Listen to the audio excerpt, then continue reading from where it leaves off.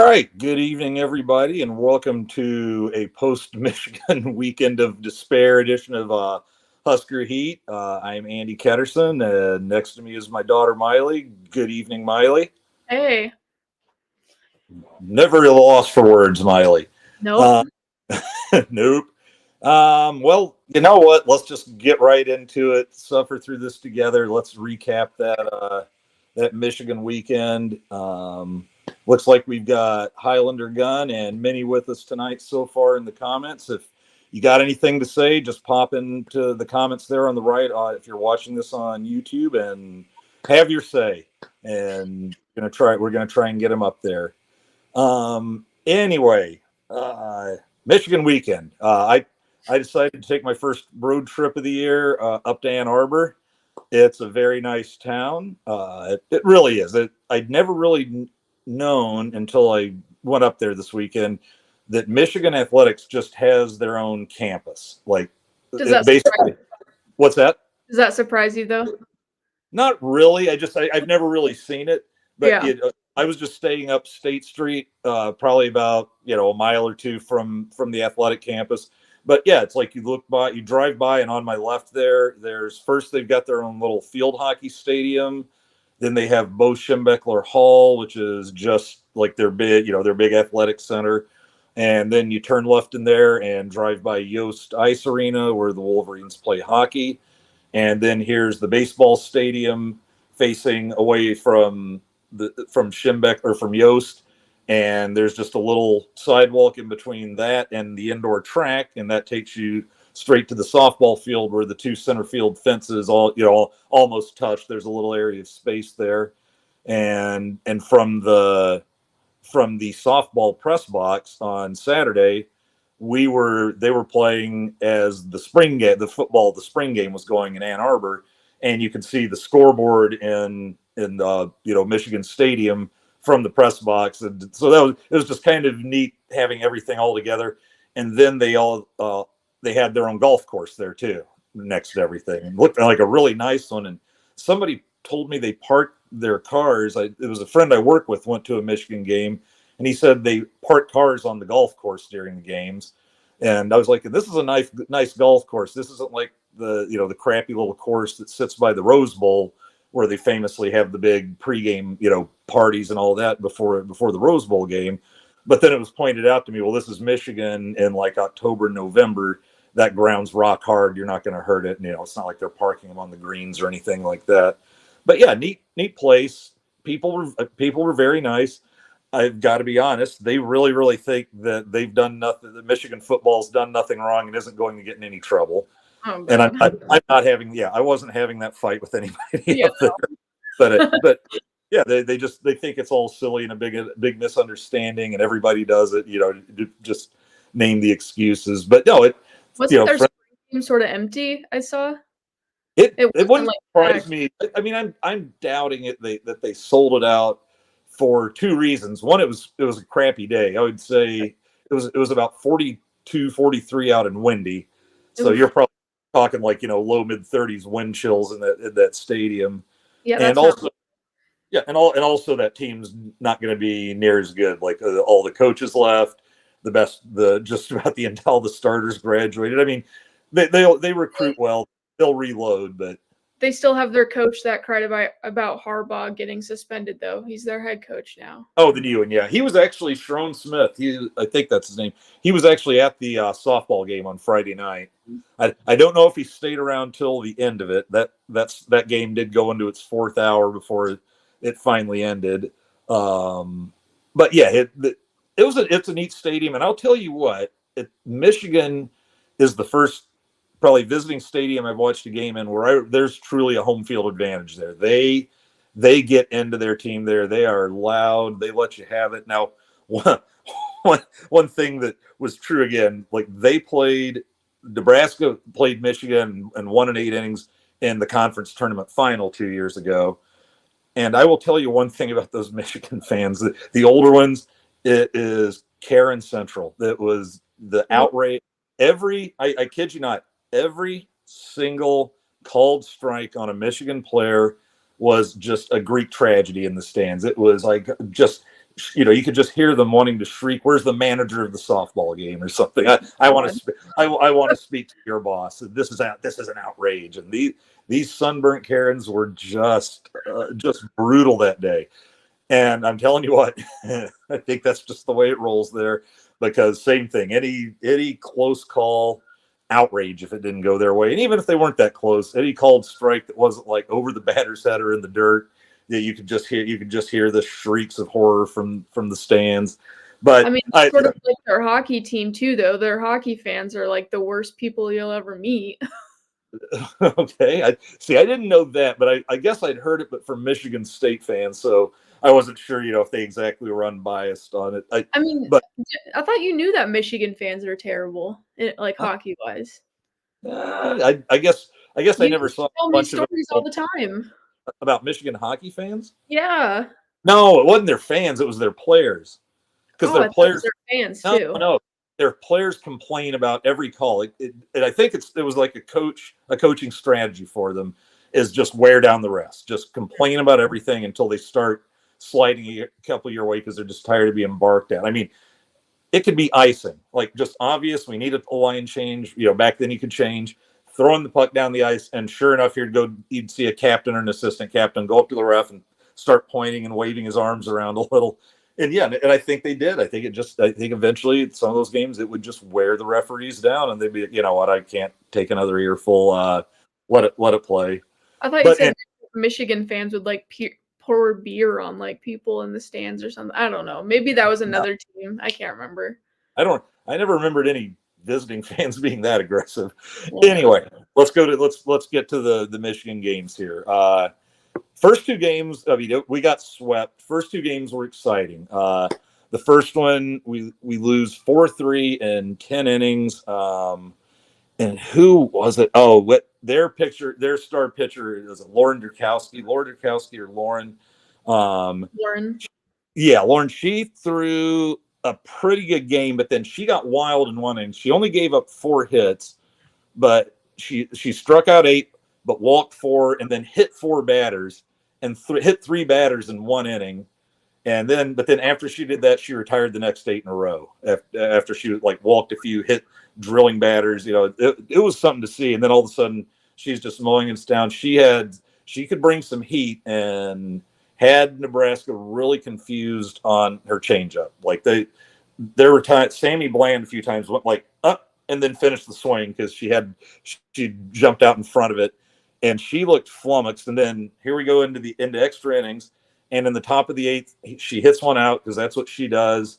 And we go to it was a shot just to left center. And they come up in the bottom of the 8th, get 2 quick outs. And then all of a sudden, here we go. They got a couple singles, and then Nebraska started whipping it around, and they got a run in to tie it up there. And then they load the bases, and I'm just okay, now I'm starting to try and write the article here because I figure you're going to score. As usual, delete, because Michigan stranded. This was one of it was an exciting but sloppy game. What was it? There were 25 runners left on base, 15 by Michigan, 10 by Nebraska. It was not pretty. And then Nebraska, I think, walked 9 batters over 9 innings between Harness and Kalen Kenny. And there was one inning. I usually write a lot about the umpires as just kind of a venting mechanism when I'm watching the game. I take notes about how lousy they are. This home plate umpire was so surgically bad that I made Angel Hernandez references in my article.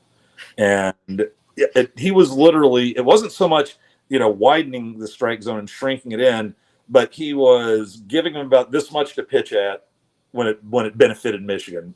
There's no way you can tell me Kalen Kenny was not wild, and she came out one inning and went to 3-0 counts on 3 straight batters, walked 2 of them on 4 pitches, managed to get a strike call on one before walking that one, and then Michigan had an inning going. And it just seemed to happen at times. How to put it? He wasn't doing it all the time. He was picking his moments. And I won't say who. I talked to one of the players the next day and was told pretty much that. I'm not going to put words in any. I'm not going to use anybody's direct quote because it was off the record, but they seem to feel the same way. And you're not going to argue or yell about it in the game. That's we're used to what happens when you go on the road against Michigan or Ohio State. But yeah, but the thing is, just such a sloppy game. You know, here they are, like walking batters, hitting batters. You know, what was it 13 walks 13 walks I think between the two pitchers, or maybe 15 altogether if you throw in Michigan's reliever. In any case, we're putting people on base, they're putting people on base, and neither team really wanted to score them. So I thought it was fitting. Well, here's the thing: I think it wasn't until the fourth or fifth inning Nebraska got their first hit, but they were hitting the ball hard, and they started getting to Durkowski and hitting her hard later in the game.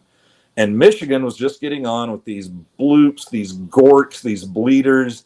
They had one that was so weakly hit that it wasn't even really a pop fly. She just barely swung, clipped the bottom part of the ball. It floats just up over Kalen Kenny on the mound. But here's Kaneda running in from second and dives at it and can't get it. And it just goes squirting away from her. They had just these pops that are just dropping in between people. So they were technically hits, but we were actually hitting the ball harder in that game. So that was frustrating. So if they weren't going to score the winning run on one of those little bloops or gorks or cans of corn, it was fitting that somebody hit a bases empty homer and knocked in nobody but themselves, because nobody could get a clutch hit at all that night, it felt like.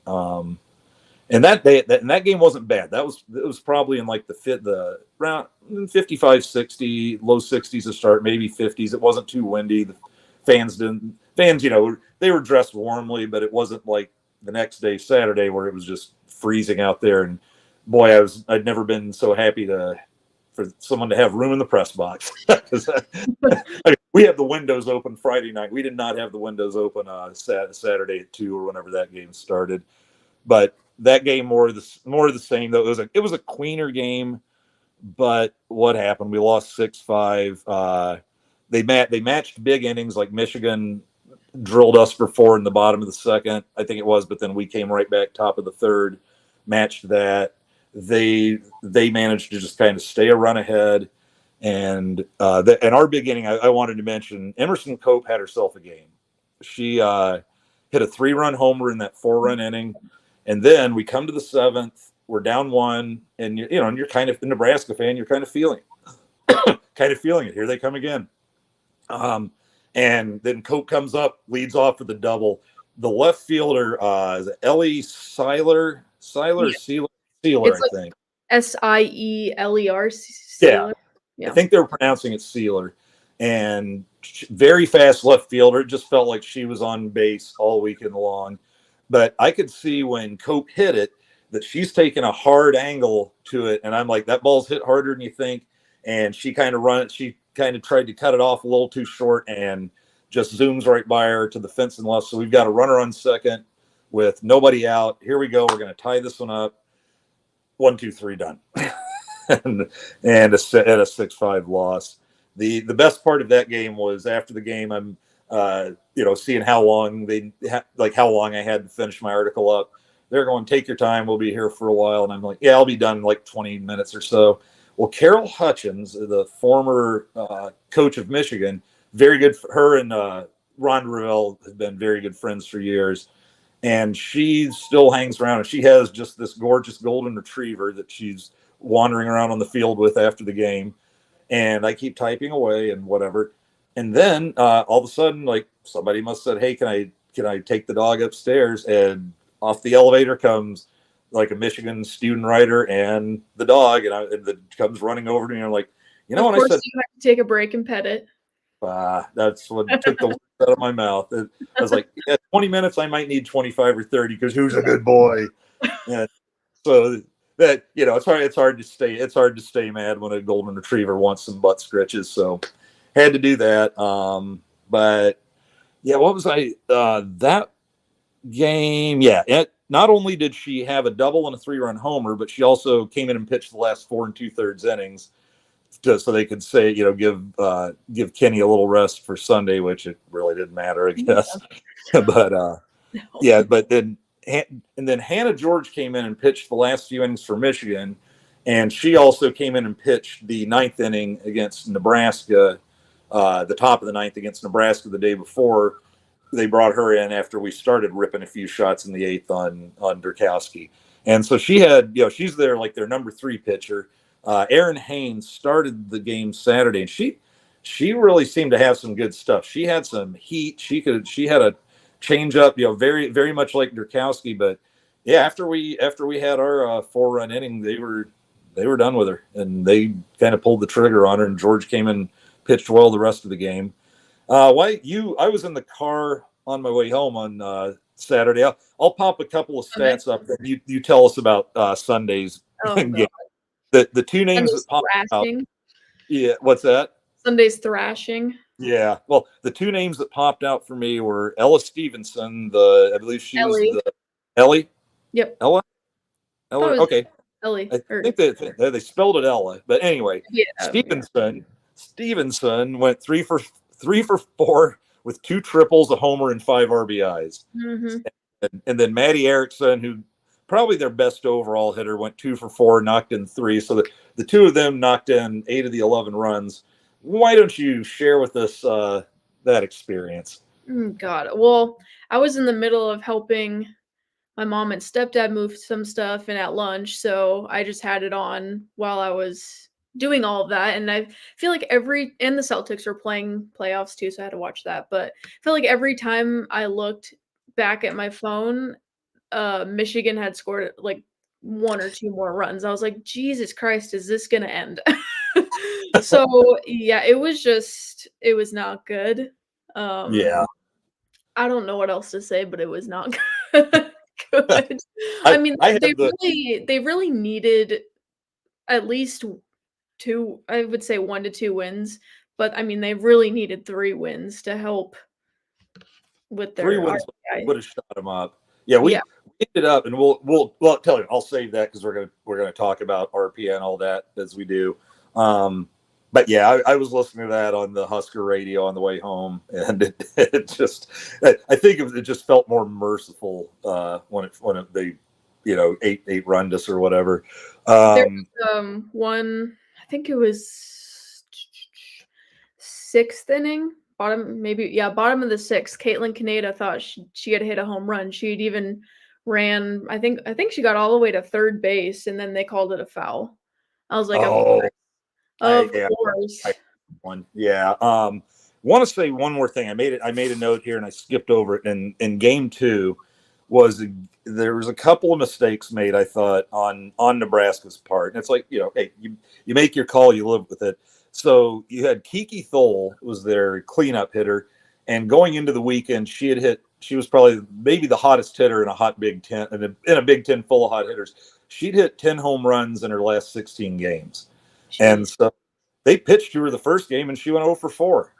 And then the next game, they started being a little smarter, started walking her here and there.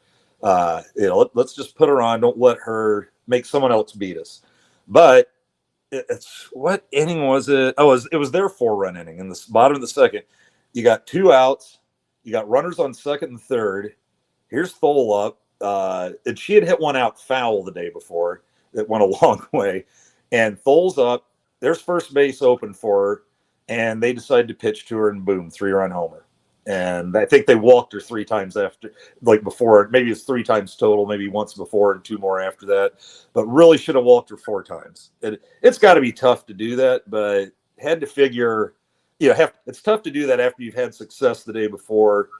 But you just wonder at what point are you pressing your luck a little too far. So on a 1-run game, there was that, and then they got 2 different times they tried to sneak a runner home from second to home on an out at first base. And once was a pretty close play. And the other time it was another one of those where they're out by 10 to 15 feet. And you wonder, did they just think no one was going, even if she had a little bit. That Rutgers game, and they watched us just watch a ball fly right past them. So they're like, okay, we could probably try this. Yeah. And why not? But yeah, this is us trying to do it to Michigan. But the one she was out by so far that even if the first baseman has their back turned and isn't paying attention, there was still more than enough time for somebody to yell, throw home, have her turn around, and then throw her out by 10, 15 feet. So that was, and I think we may have had a hit after that. So I thought like, that's two mistakes in a 6-5 game that may have cost you 3 to 4 runs. It happens. As a manager, you take your shots sometimes, and you live with the consequences. When you're right, you're a genius. When it fails, what the hell are you thinking? You stupid, no good, et cetera, et cetera. But yeah, that kind of stuck out to me at the end of the game. That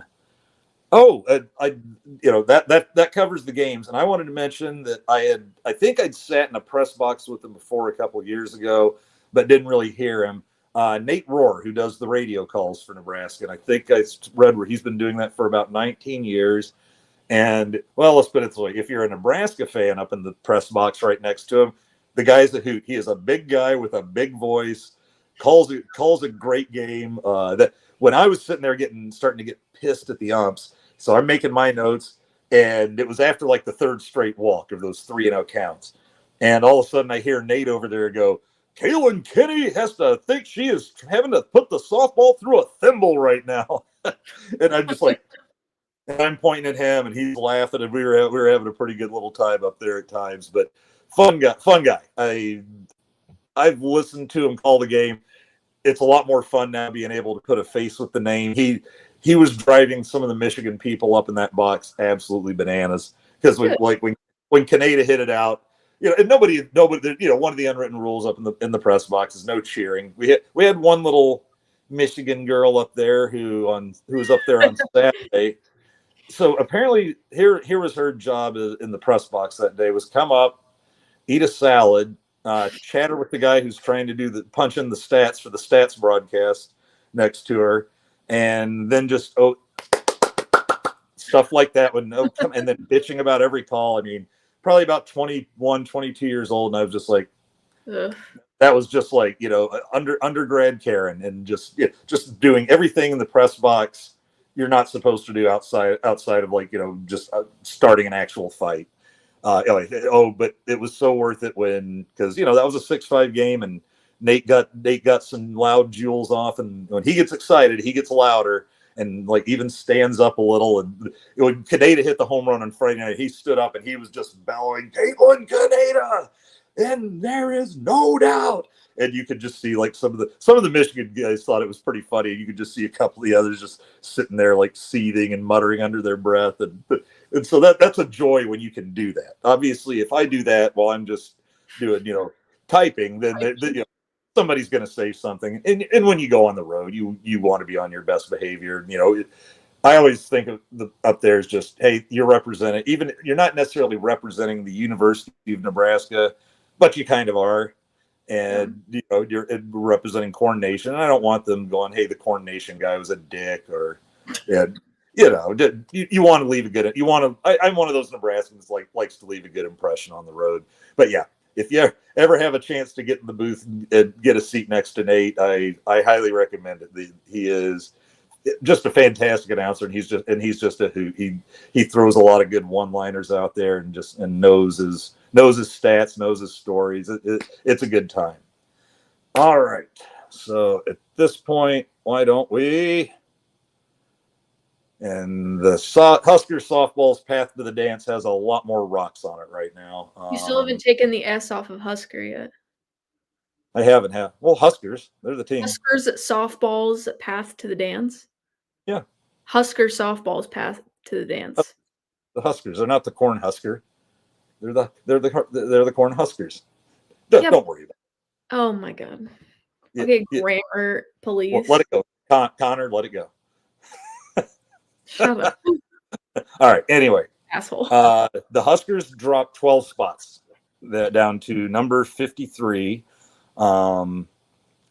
Is it 52? Or they started. They were up at 41, I think, and yeah, they dropped 4 spots midweek by not playing a game. But unfortunately, Penn State chose to lose 2 games to Ohio State, which drops them in the rankings. And they had a 3-game losing streak. They lost once to Michigan State, who's I think in last place, and then they lost 2 to Ohio State, who aren't very good either. And so all of a sudden, our 1 win over Penn State meant a lot less, and we dropped 4 spots.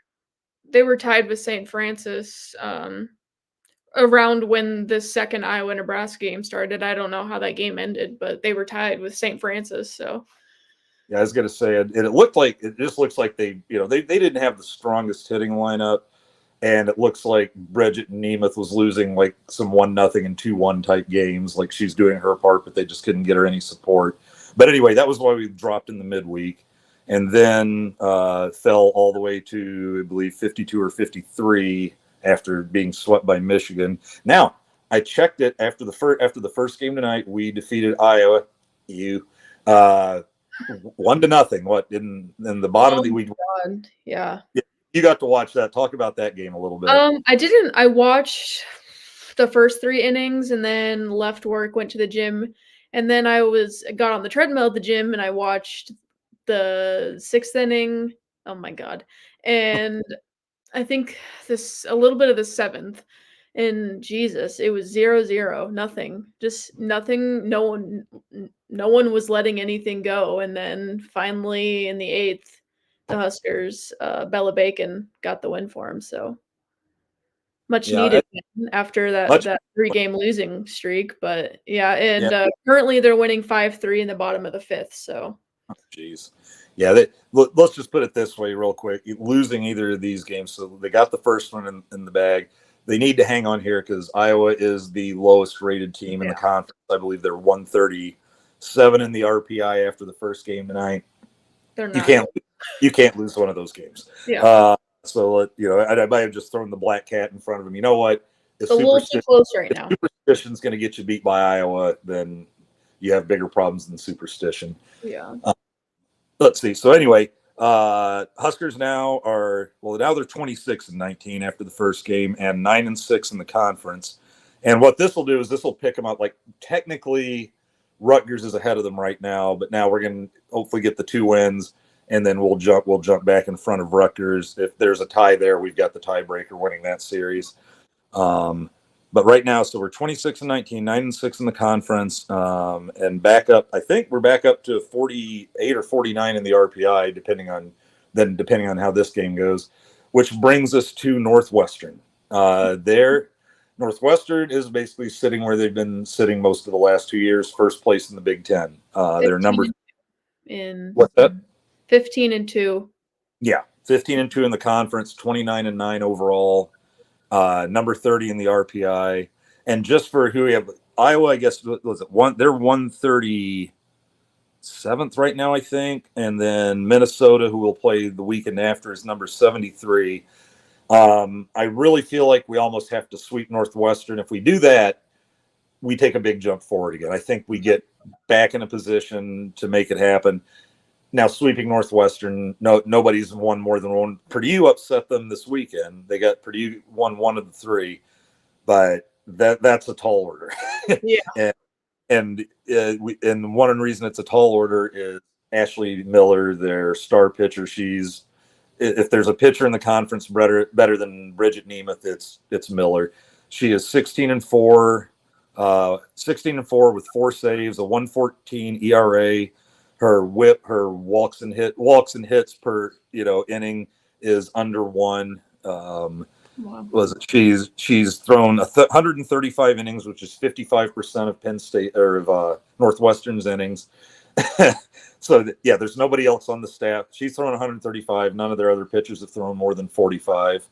So she's at form. We'll see her possibly. You'll see her start at least 2 games, and you'll probably see her in the 3rd game unless they blow us out. 155 strikeouts in 135 innings, only 77 hits in 135 innings. She gives up almost just a hit every other inning, and she's walked 55. If there's a weakness, 55 is a little heavy on the walks for 135. It doesn't matter when you're only giving up 77 freaking hits over that. Yeah, we've got another. If our bats don't get hot, then we're totally gonna be screwed. We just need our bats to get consistent. I don't think anybody's knocking her out of the game or anything like that. And that said, we did get to Nemeth. We hit Nemeth pretty well. If we do this with Ashley Miller, let's just hope she doesn't hit a home run back against us to tie it up like Nemeth did. We just need to be consistent. Yes, and they were on Friday and Saturday. They were hitting the ball pretty hard. Like Billy's Yeah. been slipping, but Billy was hitting line drive outs and put a couple to the track. So it's not like Billy's out there popping up and dribbling grounders. I get the feeling she's due to break out here. Yeah. Because it's not. She's been sort of quiet lately. Too Yeah, quiet. for her, she's been extremely quiet. Now, Yeah. what was funny going into the Michigan weekend, since the last game of Wisconsin, she'd been only hitting 280, but her on base was still 400 because she's still, like she's making them pitch to her and doesn't swing at the bad pitches and takes a lot of walks. We got another cool name alert on Northwestern. We had Indiana in Indiana. What was her last name? Langford. For now. Yeah. We were texting about this a little because Miley saw one of the Iowa players, I believe, try to do that, running at the mound and slapping. Oh my God, she looks like a 5-year-old. Sorry. Yeah, Michigan had 3 of those, and Indiana Langford was one of them. And I'm watching her feet because she somehow managed to dance like 4 steps toward the mound without getting out of the batter's box. Because if you're out of the batter's box and you do it, I think it's a strike. How do they take running starts at the ball and then but they run forward and then if they hit it, they have to start running to the right. Yeah, curling. And you'll see some collisions with first basemen where they will call those batters out because they will run into the first baseman still, or maybe a pitcher coming over to field it. Yeah. And if you're the runner, it's your job to get out of the way of them fielding the ball, and they're already 3 steps inside the line. Yeah, it's annoying. And one way you can tell who those players are, I don't know what the Iowa one was. The Michigan ones were all really skinny. Like you look at Nebraska's order, and they've got some fast girls, but you don't have a bunch of skinny girls on Nebraska. Yeah. And these girls were all just rail thin, and maybe that's the build. All they're doing is just trying to slap it on the ground. Oh, this girl's a rail. Hit a slow roller and beat it out to first. And we actually got her on one of those. And one of the Michigan people, I heard him say, like Sid Gray came in, picked it up, gunned her at first, and it was just one of the perfect little choppers. And he said that Sid throwing her out was the first time he'd seen somebody do that to her on a well placed ball like that all season. Yeah, but no. Iowa chick that's at bat right now, she's doing it, and she's very tall, very skinny, and she's just running at the pitch. I've never seen that before. Iowa chick, Miley, really. A young lady, if you will. Sorry. Let me do these Northwestern players, and then we'll check the comments here. Kansas Robinson is their best hitter's name. She hits .422 with 10 homers, 33 RBIs. She's got a 1.386 OPS on base plus slugging. Like I said, if that thing's over 1,000, you've got somebody who's like getting on base and crushing the ball both. And she and her on base is 524, which is more like a slow pitch softball on base percentage. So they've got some hitting too. Also look for Kelsey Nader, Angela Zedek, and Bridget Donahue. And the funny thing is, as their batting averages go down, their eye goes up because Kelsey Nader's hitting 350, and I think her on base is about 408. Angela Zedek's hitting 322. Her on base is about 450 or so. And then you have Bridget Donahue, who's only hitting 282, but has 30 or more walks, and her on base is 487. So her batting average is 286, but it's Moneyball time. It's like Brad Pitt said in Moneyball, hey, this guy takes a lot of walks. He gets on base. What do I give a shit if it's a hit or a walk? and Bridget Donahue is their Moneyball player. So yeah, Northwestern's going to be a tall order. Get out there, support them. I think we're going to have some decent weather this weekend. Maybe chance of some storms on Sunday, but it's about 50-50 right now. So we'll see if that holds together. Tell you what, let me play a little bit here. Have you joined that? Recommend you join our our Corn Nation YouTube channel. Just click the subscribe button, and you'll see a listing of all of our pods. Like and subscribe. Like and subscribe. You sound like a YouTuber saying that. I can do that one. Yeah, everybody like and subscribe. Let's go to the comments. I see. Well, let's see. Looks like Highlander and Minnie are chatting about Highlander's grandson. Congratulations. Said he's doing great, going on 2 months. Minnie wants to know, has he put on any Husker gear yet? Got him a little t-shirt. Go big Minnie, go big red. Let's see. And it looks like it is just Minnie and Highlander chatting it up. Kids like, oh, wait a minute. Minnie, shout out for my shirt. That's right. Support the troops, y'all. Oh my God. Yeah, there can never be enough Star Wars. Highlander said, I thought Google News said we swept the series. Well, I want to go to that multiverse. Yeah. the one I'm in wasn't a lot of fun. And who have we got? We got Connor. Go Seas, baby. Celtics? Yes. Is that what okay. Yeah. I was saying Celtics, Cubs. I don't know. There's a hockey team C, There's a but four-leaf clover at the end of it. Ah, that's true. Yeah. Yay. Well, I was a Lakers guy, man. Give me Showtime. Magic and Showtime, baby. Hey, 5-3 championships. Okay, well, if you like the Lakers now, then Oh no, you haven't become a LeBron hater too, have you? Yes, I have. What? Well, I guess if you're going to be that's a good that's a good Celtics guy's girlfriend though, so I won't heckle you for that. And Highlander, he's still saying it's like he meant weirds, but he was like, that weirds you out. I swear I saw it talking about Google News saying we swept the series. Well, let's take it to court. Let's fight for our right to win that series. Well, well, since 2 of them were quality losses, those are actually better than wins these days. Especially if you're a CFP voting member. So we'll make the NCAAs on quality losses. So that's our softball news for the 9th. Highlander, there we go. Fake news. What's Connor saying? Have fun getting swept by Denver.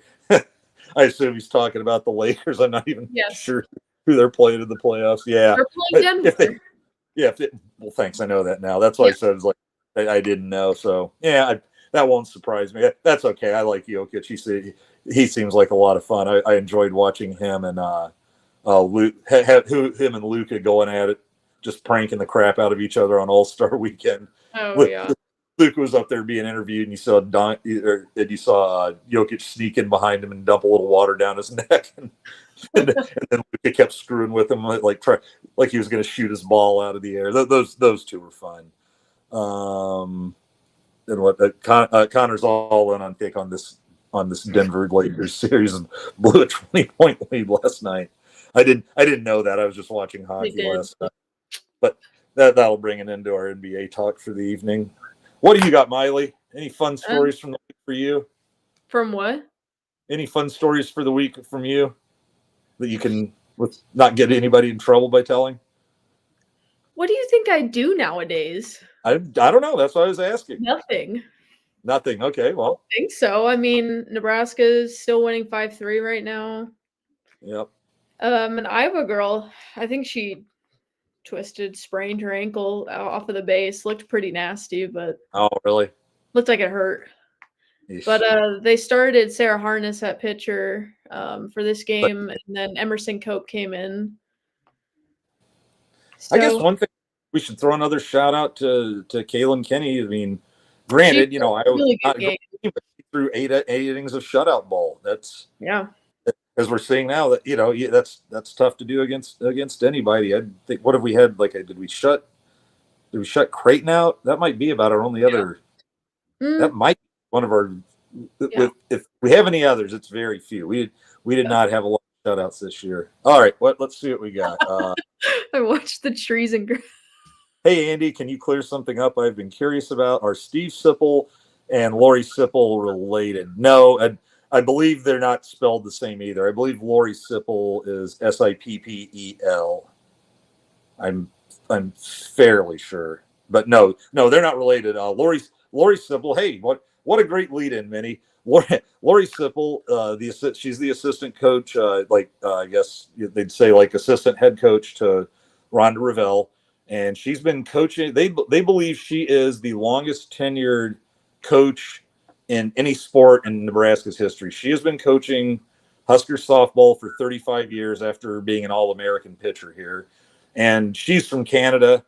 And it was I can't remember if it was 4 years ago or 8 years ago, but she actually coached Canada's softball team in the Olympics to a bronze medal, which I believe might have been their only medal, or they might be pretty good. But no, she coached them to the podium, and that's just fantastic. She holds so many Husker pitching records. I'm not sure what the difference was, but back when I was in school and she was in school, I mean, you had these pitchers for UCLA, and I remember one of them just had a fantastic name. Debbie Doom was her name, and she had an ERA on the season of like 0.19. She gave up something like 4 runs all year as just shutout. But you had ERAs and stats like that. And Lori Sipple, I believe, holds Nebraska's like the career ERA record is like 0.5857, and holds the single season ERA record like 0.35. I think she's got the wins and all that. They've got 4 big posters of like famous Nebraska players on the front of their press box. She's one of them. She's one of their top 4 all time. But yeah, they're not related. She's not originally from the US, but I guess she's one of those that thinks, if you come from Canada, Lincoln, Nebraska, weather probably seems pretty mild. So I guess why leave? And when you've been doing it 35 years, you love it. But yeah, thanks for leading. What's that? You went the long route with that answer. Yeah, I'd been meaning to talk about her for a while, and I'm just glad she gave me an excuse. Highlanders. Here's a story from Highlander. He watched the trees and grass grow today. Got you beat, Miley. No, today at work. You're welcome. Today at work, I put a murder mystery on while I was doing stuff. It was called What Jennifer Did. It's on Netflix. It was actually pretty good. Oh, cool. Yeah. I'm watching the show I'm watching this week. It's just as goofy as Obliterated. I think it's on Netflix again. It's called Florida Man. And there used to be the Florida Man Twitter site. They don't put much out there anymore. They kind of stopped, but they just put out amazing actual true headlines from Florida, and then just inserted the name, but replaced the name with Florida Man or Florida Woman. And it was just, these are real things happening in an actual state in the US. So it's a fun look. There's like a treasure hunt, but you just got weird Florida things going on behind the actual story. So it's good for a chuckle. Well, let's see. We're 45. I was just gonna say I also had Keeping Up with the Kardashians on today as well. And on that note, we'll check the comments. I wanted to see your reaction to that. Hey, that's it. That's it for our show tonight. Minnie and Highlander, thanks for jumping in. Connor, good luck to your Celtics. And I think that's all I got. Miley, any famous parting words before I fall? Well, hopefully the Huskers can pull out this win in the second game. Yeah, bottom of the 6th. They're winning 5-3. So let's hang on. It's just like, just losing to Iowa can't happen. No. All right. On that note, go Big Red. Go Big Red. Go Big Red. All right. Good night, everybody, and we will see you next Tuesday with hopefully very good things to talk about after the Northwestern series. Yep. See you guys. Good night, Miley. See ya.